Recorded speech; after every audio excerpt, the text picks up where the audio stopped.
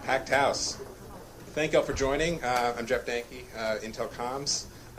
3 special guests, and I know you've got lots of questions, so we'll get right to it. I've got Justin Hotard, who leads our data center and AI business, Christoph Schell, Chief Commercial Officer, and of course, Pat Gelsinger, our CEO, who you just heard from.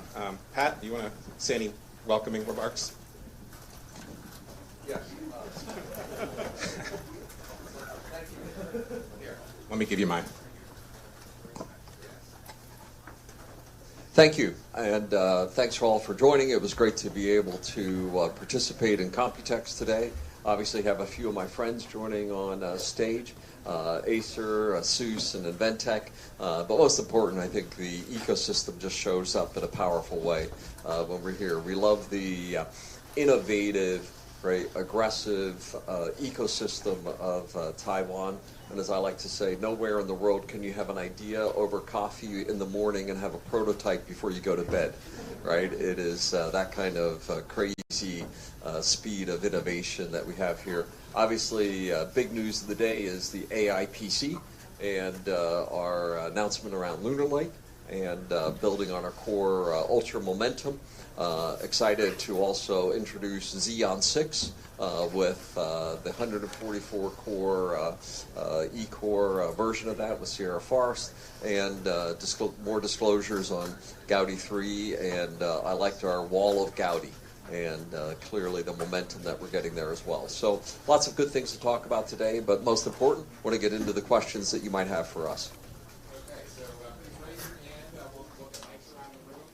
State your name and outlet before asking your questions. And let's see. Let's do it first.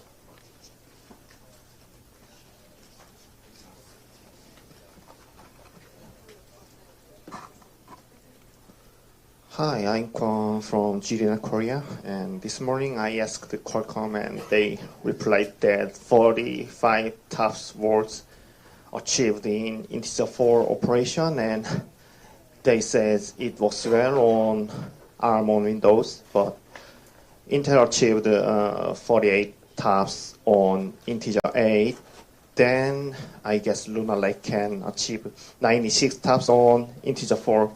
I think that there should be an agreed standard to avoid confusion in the industry. What's your thinking? You want to start, Christoph?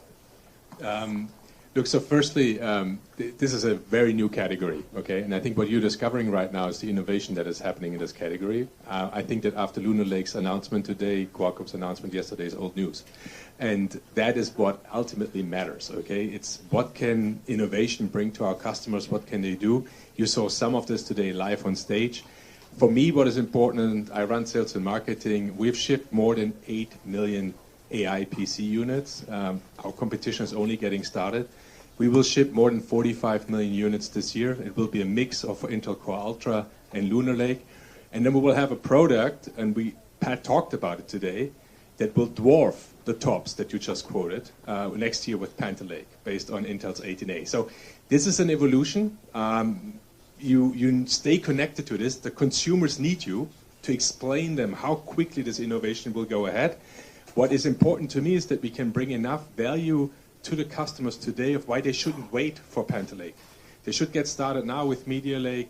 If they're buying a PC in the second half of the year and they upgrade for Windows as well, let's make sure that they buy a Lunar Lake, because the applications are getting better and better.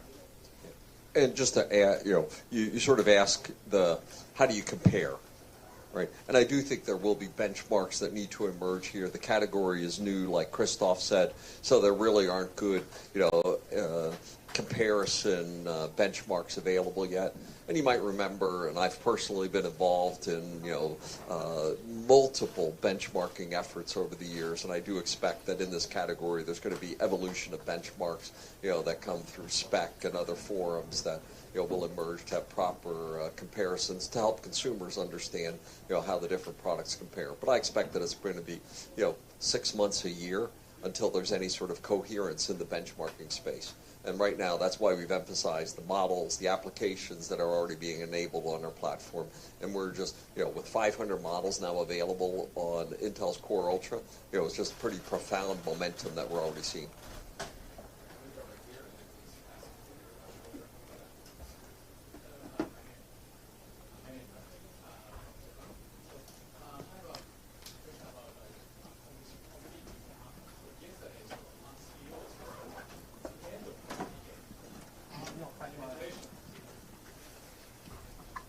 So penetration will be a majority of a Windows device. So CEO said, so do you believe that? So this means it happened. So your market share is pretty much going down, or you must make a ARM processor. So in the this decade. So what do you think about that?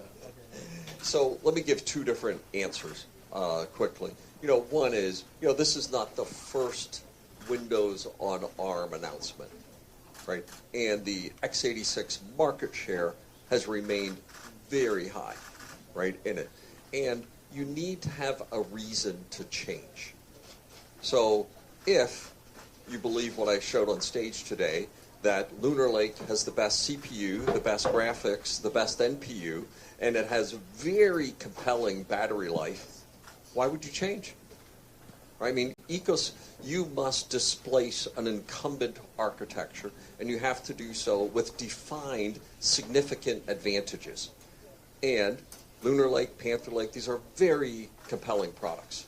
And I haven't seen anything that would displace that momentum. In fact, our market share remains very high, right, around x86. That said, if ARM emerges, hey, I want to be the Foundry, right? And we don't say that cavalierly. We mean it, right? The partnership that Intel has forged with ARM is dramatically more powerful and beneficial for both companies than I could have even imagined when I took this job, right? And we're seeing a lot of momentum for ARM as a foundry partner for Intel as well. So on some aspects, Renee and I are absolutely the best of friends. Yeah. Maybe one comment from me on this as well. Competition is good. It keeps us honest. I think the work that we've been doing with the ISVs, over 100 ISVs on Meteor Lake, over 500 models right now, that is all because of competition, and that's also what makes it so difficult to unseat Intel, because that's the power of the ecosystem. That's why we're in Taiwan this week. Will with CNN. You alluded earlier about the extraordinary semiconductor ecosystem here in Taiwan. Can you update us on how efforts are going to replicate some of that success in the United States? Are there any challenges that you're facing trying to bring chip making back to U.S. soil after so many decades that Taiwan has spent building their own ecosystem? Yeah, and some of the progress that we've seen has been quite significant since the CHIPS Act passed. We've seen major announcements by Intel. Our Arizona, Oregon, Ohio, and New Mexico announcements. We've seen the Texas announcement by Samsung, the 3 factories by TSMC, the Micron announcements in New York. So we've clearly seen a manufacturing resurgence as a direct result, I believe, of the CHIPS Act. So in that sense, we feel like early signs are quite positive. There was also, if you study the CHIPS Act and the history of the CHIPS Act, there was a seminal body of work done by Boston Consulting Group that underpinned a lot of the data that went into the creation of the U.S. CHIPS Act.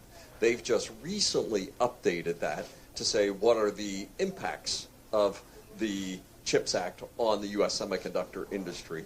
And today the industry is at about 10%, and their projection is that it's going to be about 20% by 2030.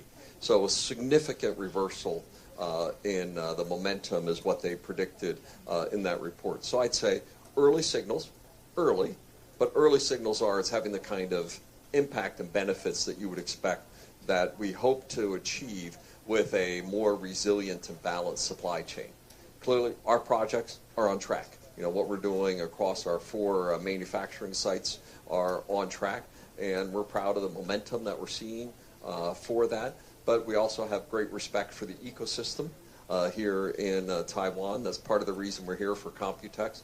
It's also the reason, as you heard me on stage today, compliment the significant role that TSMC had as part of Lunar Lake, the relationship we forged with UMC, that we announced recently. So we have great respect for the ecosystem, but the world needs more geographically balanced and resilient supply chains, and I think that's starting to take shape.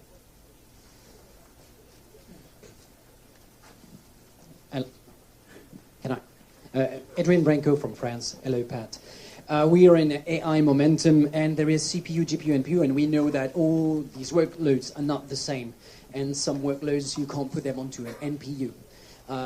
The first question is, which one will grow the most in the future for all the AI computation? And as you may know, because that's your company, you're working on other kind of computings like neuromorphic. And you get a team of Mike Davis with a Lava framework. And you use the cutting edge to develop Loihi. When do you think we will go to the next step of neuromorphic computing into our SoC? Yeah, and right now, the question is which algorithms work best on what architecture, right? And when you think about, neural networks today, they've been very effective on a GPU throughput-like architecture. But when you look at some of the workloads like highly sparse matrices and some of the database examples, they're actually better on a CPU, right? And those are some of the emphasis that we've had. I'll ask Justin to comment on that in a second. For extremely low power sparse neural networks, the neuromorphic computing looks exceptional, right? So, and those areas are research areas in the AI field that would indicate that those algorithms become more important in the future. Well, hey, we just made a major step, right, on the research program recently, and we have Loihi 3 under development. Now, that said, this is clearly research, so we haven't put a specific product timeline associated with it. But, my projection would be, that just like we have CPU, GPU, and NPU in a client, that the data center of the future, let's pretend that we're sitting here looking at a data center in 2035. There's going to be a GPU portion of that. There will be a CPU portion of that. There will be a neuromorphic portion of that. And there will be a quantum portion of that. And different algorithms will be running at different portions of the data center.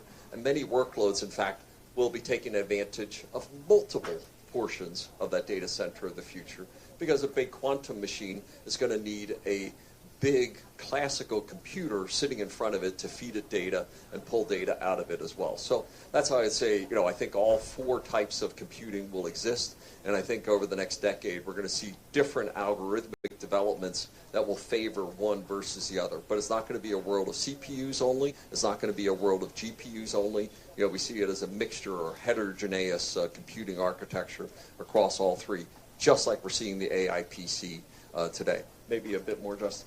I think you covered it pretty well, Pat. Maybe I'll add maybe a couple of comments. I think there's a couple current examples you can think about right now of where innovation is happening around this space. And one we showed on stage today, which is the RAG demo. It's a great example of where Xeon for vector database engines is far more powerful. And so when you pair Xeon with an accelerator like Gaudi, you can actually do far better search and insight retrieval across a multimodal environment when using LLMs. It's a great example of a far more efficient solution.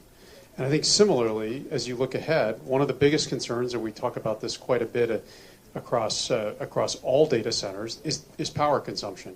And so I think the innovation that we're going to see, as you look ahead, is not just performance, but how do we drive power efficiency? And I think to Pat's point, whether it's neuromorphic computing, whether it's other technologies that enable acceleration in power and new methods of cooling, immersion cooling, liquid cooling, we're going to continue to see ways to drive greater power efficiency. And I think that's the other vector you need to think about as you're looking at workload optimization, even in the data center.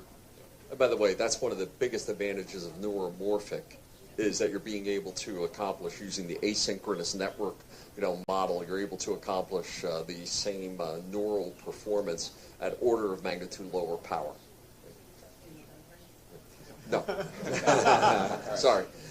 I gave you a time frame, by 2035. We're going to take you in the green shirt, we're going to take one back, and then you're after that. Okay, I am Hyun Kang from Seoul Economic Daily, and it was a nice speech, and I'd like to ask you a question for CEO, and I have two questions. When are you going to beat Samsung Foundry, and what is your target market share for the Foundry market? And second question is, why did you decide you don't visit Korea tomorrow? Yeah.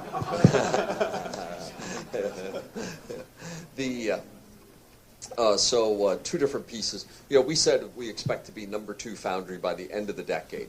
And when we say that, we mean for third-party foundry. If you add Intel's foundry plus third-party foundry, you can argue we're already the second largest foundry in the world, right? But by the end of the decade, independent foundry services, we expect that we could be number 2 at that point in time. So that's the goal that we've set out for ourselves. And as you've heard us talk about, like on our earnings call, we've talked about being now at $15 billion of lifetime deal value. We'll keep updating on the progress that we're making there. But that's the objective, that we would have to be the number 2 foundry overall and the number 1 systems foundry, as we said, where it is the combination of advanced packaging, wafer packaging, architecture, memory, and networking capabilities that we would bring to enable next generation architectures, particularly AI architectures. On Korea, simply put, not the people that I wanted to meet weren't in country at the time. So I'm not stopping in Korea on this trip, but I'll be back and visit Korea later in the year. But we have super important relationships for us there with a number of the technology companies as well as customers. So Korea remains extremely important for Intel in multiple dimensions. No. We have no particular partnership to discuss today. Yeah, hi, it's Mark Hockman from PC World. How you doing? Hey, Mark. Good to see you again. Good to see you again, and thank you. So I have a question on the manufacturing side of things.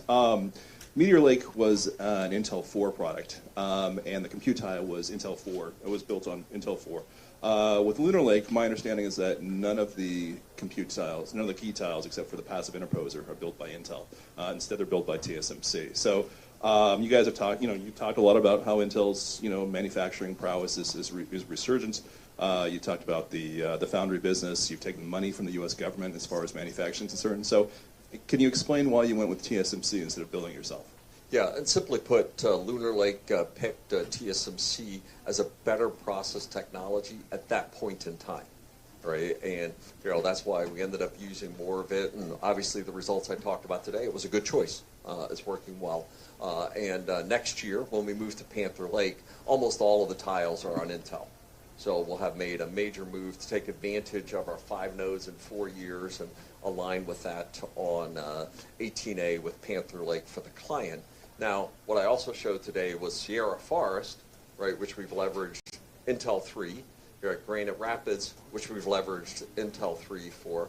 Also, I'm very happy to say that we have the first Clearwater Forest wafers out of fab, right, 18A last week. And we'll be getting the first Panther Lake wafers out of fab next week, which is on 18A. So, those are both 2025 products, but I'm very excited, that we're seeing not just test chips, but now full product designs starting to pop out of fab on 18A. And obviously, as you look at those, that's full hybrid bonding, wafer to wafer, advanced packaging, in addition to, right, the new gate-all-around transistor, the backside power delivery. So it's a lot of technology coming together, and quite exciting when we'll have the chance to show you all those capabilities. Yeah, this is Wen from PCADB Taiwan. As a technical geek, I'm very happy to see you to reach the finish line of the journey of 5 node in 4 years. It's fantastic. And we have also seen so many technology like PowerVia and RibbonFET. And how about the journey after that to continuously to shrink the size of semiconductor? And how about the technology you mentioned at the Intel Innovation 2021 that to stack the PMOS and NMOS on each other? Yeah. So, and I've said Moore's Law is alive and well for 4 reasons. I've said the new transistor architecture, gate all around, right, that you fix the metal stack by using backside power delivery so you can get much more efficient layout and power delivery. And, again, if you just think about it, we're putting over 1,000 watts, right, and over 1,000 amps into these advanced AI chips. That's a tremendous amount of power delivery, going through it. So backside power is critical. The third technology has been lithography. Right? And with EUV, we moved from 193 nanometer wavelength of light to 13.5 nanometer, light, just stunning. And as you've heard us describe with 14A, the next generation technology will be intercepting high NA, right? This the next generation of EUV. And then the fourth and maybe most important of the technologies has been the 3D packaging, where essentially you're no longer just innovating in X and Y, but it's X, Y, and Z, right, as you're able to stack. And that is super powerful because, if you, in response to Mark's question, I said that the first die on 18A and product was Clearwater Forest, a server die, not a client die. Now this is a dramatic change because now as you move to a chiplet architecture, which you're able to do because you have advanced 3D packaging, you're actually able to make these top CPU die much smaller, right? And that allows you to be much earlier for a much bigger compute complex on the life of a new process technology. So this ability to do 3D, stacking of advanced technologies is extremely powerful. You've seen some of the benefits of that in technologies like HBM, which essentially stack DRAMs with through silicon vias, and increasingly that will go to a base die that's high performance. You'll see that with products like Clearwater Forest, top die and base die as well, and you'll start to see multiple layers of stacking as well, and we'll start bringing other technologies like optics directly into the package complex as well. And as we move to glass substrates, you'll have direct management of light and optics through the substrate as well. So all of these, give us great optimism for, Moore's Law being alive and well, as you heard me say on stage today. Until the periodic table is exhausted, we're not done.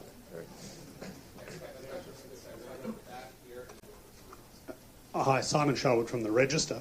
I was interested, Pat, when you said that orgs don't want proprietary islands in their data centers. I'm pretty sure that was a reference to InfiniBand. Maybe. Well, what did you mean by proprietary islands? And if I need to be doing AI now, and I look at Ultra Ethernet and I look at the stuff you announced last week, it's not ready. So what would you say to an org that needs to be doing AI now? Well, I think when you think about it, and I'll ask Justin to jump in here as well, today the only, real alternatives would be NVLink and Ultra Ethernet if you're going down the NVIDIA path, right? But today, if you're on Gaudi, that's an Ethernet path, right? And you're able to do that today with it. If you're an enterprise customer today, most of them aren't building big farms. We can adequately handle most enterprise workloads, with Gaudis and Xeons today, and those would be the RAG examples.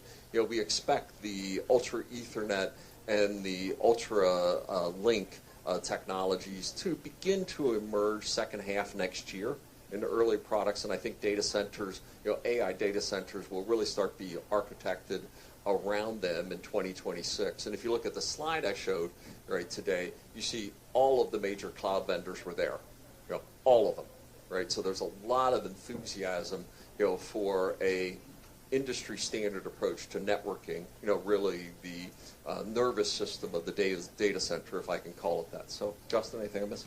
I think the only thing I would add, Pat, to that is this theme of open ecosystems is how we scale. I mean, OCP was started during the beginning of cloud scaling because the ecosystem and ultimately the hyperscalers needed alternatives that were standard so they could innovate faster. If you look at what's even happening today with the AI boom, the majority of what we're seeing in terms of CPUs attached to GPUs is x86. Why? Because it's the open architecture, it's the industry standard, and the interface is PCIe today. So I think if you look at that, it's a pretty good indicator of the fact that across all elements of the stack and hardware, and then even think about what's happening in software, PyTorch, OpenAI Triton, obviously open models with Hugging Face, that the ecosystem wants an open architecture because we know that's the way that the most innovation can continue to develop, and the flexibility and the freedom to innovate for everybody in the ecosystem and differentiate on their own value add will occur. Hi, Pat. Paul Alcorn with Tom's Hardware. The restrictions from the U.S. on products sold into China kind of restricts the revenue that chip makers can extract from there, which can hurt. But it's also accelerating the China ecosystem, not only in making chips, but also in making products specifically around AI. Do you think that the restrictions are too stringent or could maybe be relaxed a little bit? And also, do you think that that will eventually foster competitors that could compete with you outside of China? Yeah, there's a lot in that question. And, if the export restrictions, to me, they're sort of a magic line. And, I've commented that if that line is too restrictive, then China has to build its own chips, right? And, there to me is a very careful balance of what's appropriate. Now, I'd also say, that this idea of export restrictions is not new, right? Remember, we've been doing this in the high-performance computing space for nigh on 50 years.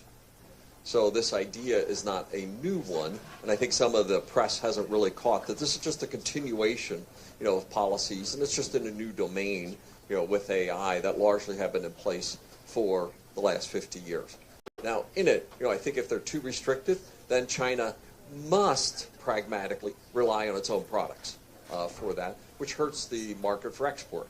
And as I would say, good policy is control carefully the technologies you export, particularly manufacturing technologies, maximize product exports, and make sure that you're aligned with the global ecosystem of partners. I believe that's the framework of a good policy, structure in this regard.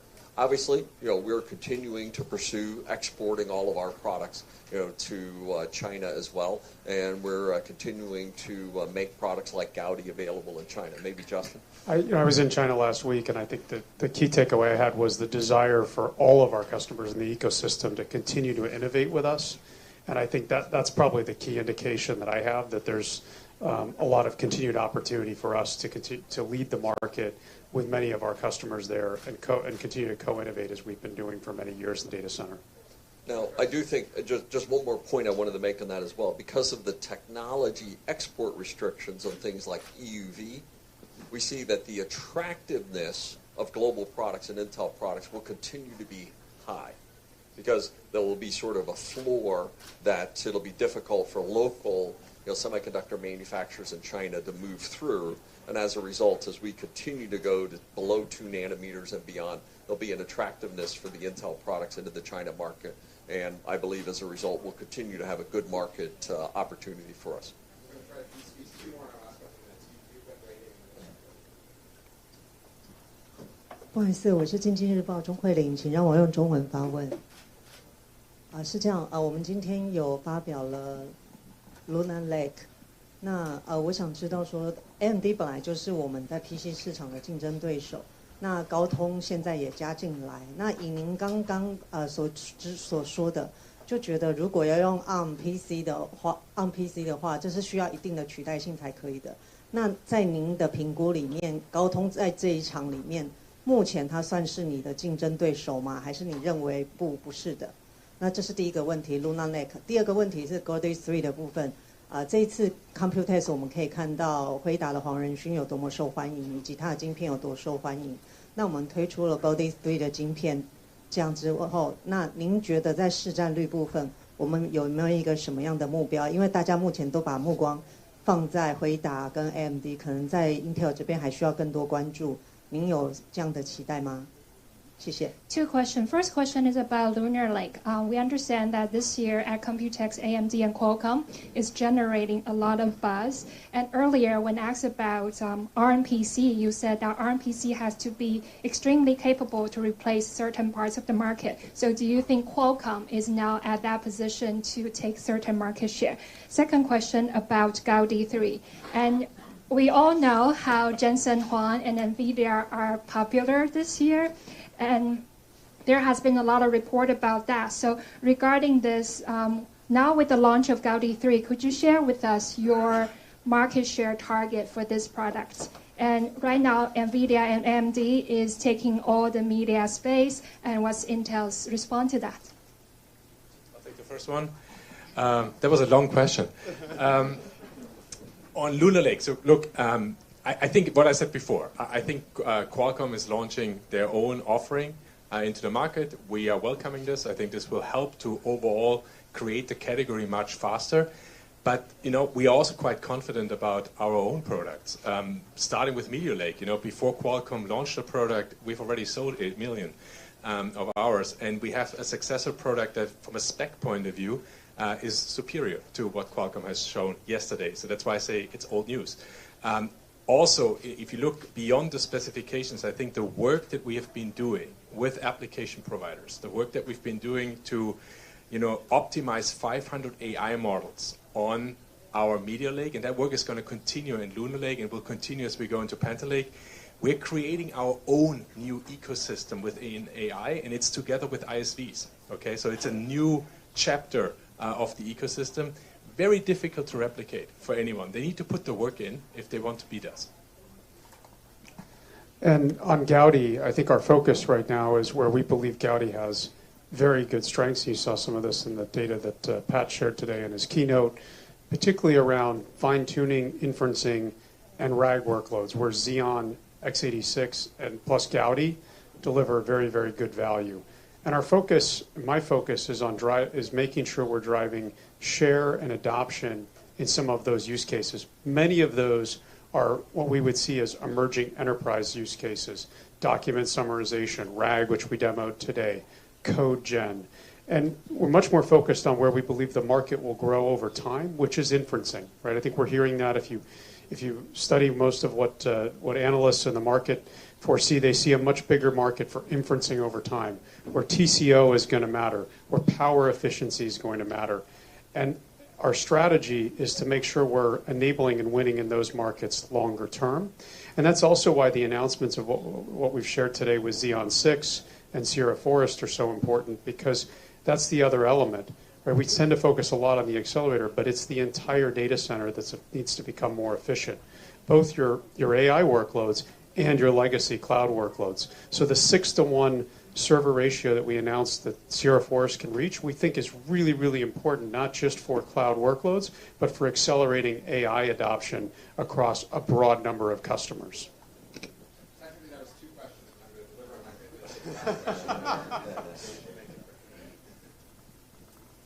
my Hello, my name is Terrence. I go by The Poets across my social media platforms for tech reviews. And a lot of my viewers are confused about AI. They understand some of the benefits, like with the NPU having offloaded stuff for video conferencing for Zoom calls. Okay, that makes sense. Better efficiency. Things like AI teaching you how to better use your PC. Perfectly fine, they understand that. Then at CES last year, this past CES, there was a monitor that had built-in AI where it gave gamers a competitive advantage. So if you didn't have this monitor, then you were really at a disadvantage because it was showing like, hey, this is where the new enemy is going to be, and therefore it really gave the whole gaming community an uproar. Maybe I have a chance versus my kids. Yes, exactly. So it's more of what is going to be the limits that Intel is going to help to kind of instill in partners as to what should be and should not be for AI, and really how are you going to educate a lot of the gamers that have vivid imaginations, and a lot of them have said, oh, I've seen this movie before, when it comes to AI and Skynet and all that stuff. So a lot of them are very timid. And lastly, a lot of them are very happy about the fact of localized AI, just the AI just right on their device, so it's not shared to the cloud and in AI cloud servers. So a lot of it's just education. But I guess the main question is, what is Intel looking to do to kind of cap limits on AI, self-regulation, and educate users? Yeah, so it's a big, complicated question. And I think every technology, as I've liked to say, it's neutral. It can be used for good and bad. People can take it to extremes in ways. And I think AI will have lots of implications in different areas. We have one of my research labs is simply called responsible AI, right? Specifically to be participating in those policy discussions, helping to frame it. Intel has one of the most advanced deep fake detection capabilities in the industry today. As another example of the limits of AI versus also the benefits of AI. So I expect this to be a very active topic for the next decade for it. And I think some of this will be examples that we'll find that become problematic. Other ones will be extraordinarily enabling of new capabilities. We've always believed that technology needs to be involved in policy and regulatory creation as well. And, we Mobileye is one of our businesses, right? And should a car that uses self-driving be not subject to the approval in the respective countries it's in? Absolutely not, right? In fact, the requirements for a self-driving car should be higher than a human driver, right, in it. So every industry and medicine and legal and social, every one of those has to have their own domains of limitation associated with them. And I expect, like any new technology, it's going to be a bit of a wild west as those regulations emerge. And I think AI probably introduces more opportunity, but also strikes more fear, right, in more domains as a result. And I think it's going to be a stunningly wonderful decade, but we're also going to have some bumps in the night, as we go along the way as well. And I can tell you with confidence that Intel will be actively shaping those topics and conversations as we've done for the last 55 years. We are a company that believes deeply in the power of technology, but it must be applied in trusted, safe, brand-aware ways that makes the life of every human on the planet better. That's what we are as a company, and that's what we'll make sure happens with AI.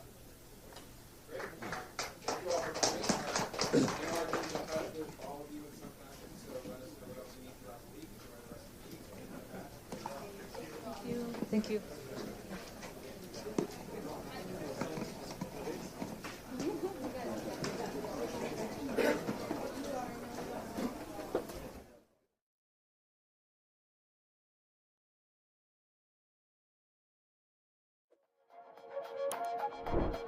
100万订阅大突破，台视新闻 TTVNews 感谢有你。重要直播随时掌握，时事新闻不漏接，一刀未剪，新闻看得更完整。国际重大事件 ，catch 时事最新脉动，按赞订阅，开启小铃铛。